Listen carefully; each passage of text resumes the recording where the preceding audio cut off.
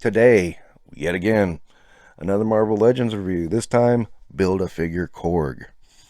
And Korg, voiced by Taika Waititi. Yeah, that guy. In the Thor Love and Thunder movie.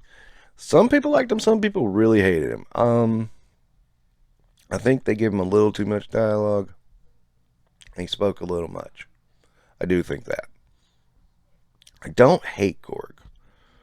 Even though I don't hate Korg, but yeah, I think he had a little bit too much of a speaking role, and Taika should kind of might have maybe pulled him back a little more. Thor: Love and Thunder. I've said it before. I'll say it again.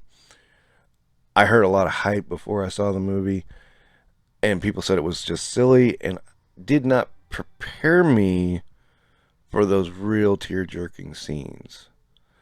And I got what Taika was trying to do, I think. I think Taika was trying to balance, you know, the heavy hitting stuff with comedy. It worked. There were times it worked and there were times it didn't. And so I thought it worked more than it didn't, though. So that's my thoughts on Love and Thunder. Korg, you know, I liked Korg. I liked Korg in Ragnarok. I liked Korg in Infinity War.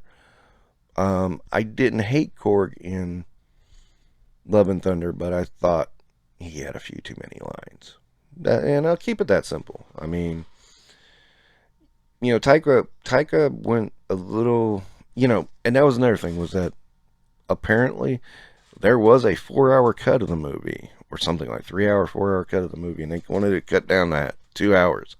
And I think that really hurt the movie overall because I like to think Taika, had a lot of story going on, and then he just had to go, okay, what's the important parts of the story that I, need to get the points across? And it reads something like that if you really kind of play it out. It's like, oh yeah, that's, there did need to be some fleshing out.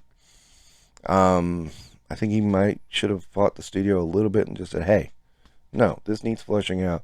This give me another 30 minutes or so. I mean, I think that could have helped the movie a lot. I'm sure Sam Raimi did. I'm just saying. So the figure, yeah, it's a Build-A-Figure. Looks pretty good. Again, he's not superposable like Spider-Man, but he shouldn't have to be. He's Korg, big rock dude. Not much he can do. And again, he's got a little bit of, he's got some range, but not a whole lot. You can get him in some pretty decent poses, though. I mean, if you watch Korg in the movie, I mean, he doesn't move around that much. I mean, part of that is saving on CGI budget. But part of it is just he's a big bunch of rock. I mean, what is he going to do? Korg did convince me that you can make a character out of rock, though. So I'm hoping they do the thing as CGI because, they've tried a couple times and, costumes don't work. It's going to have to be CG. So that's my thought on that. And, I mean, again, looks pretty spot on to what he wore in Love and Thunder for the most part, except when he was just a face. Yeah, that scene was kind of weak too, but, oh well.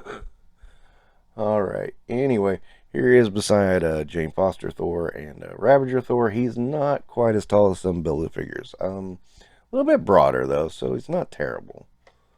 Also beside of course, Armored Daredevil and New Year Vow Spider-Man. And again, for some comparison, here he is with the Incredible Hulk.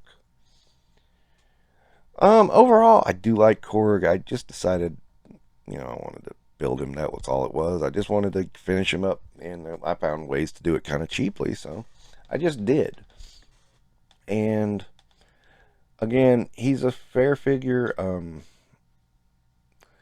I don't think he's as good as I thought he was going to be, though. We'll say that. I'm going to go down a little bit to about 3.5 stars. Again, above average. Not great. I thought he was going to be better. I thought he was going to be taller, for one thing. That was a big one. I thought he was going to be taller and, a little bit more to him.